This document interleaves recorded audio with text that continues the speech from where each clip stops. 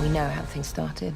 He answered one of your fan letters, and then an unlikely correspondence began, etc., etc. Why don't you just back it all the way up to how things started with you and John F. Donovan? I had just turned 11. Kids at school were mocking me for being a new guy. Rupert!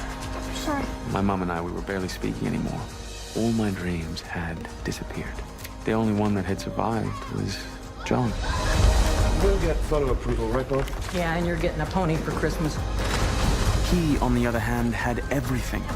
Fans, fame, love. I'm the luckiest guy in the world. That's the time around which some people started to wonder, was it all a lie? I wrote a letter to John F. Donovan about 5 years ago. It was rather foolish of me to think he would answer, but he did. Now, I'm only 11 years old, but later I'll be like him, and we'll act in movies together. Rupert, you made up that story. I didn't! You lied, and you lied for years. I just didn't say anything! Did you or did you not write letters to that kid? Do you have a pen pal? Child pen pal. Do your job. Next. You are never to write to that man again. Do you understand? So why release the letters now? It's been 12 years, and frankly, have things really changed? This is about us, as a society, what we want, what we seek. I mean, what should an artist reveal of himself? And why does it matter to us?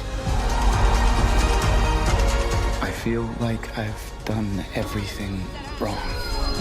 What if I don't belong here?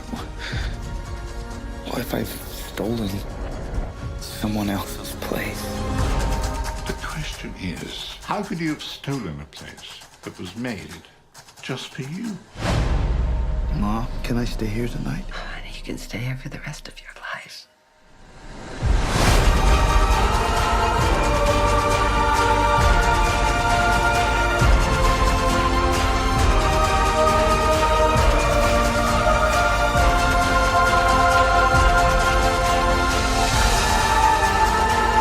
Dear Rupert, I cannot think of a more singular friend. No one will understand this friendship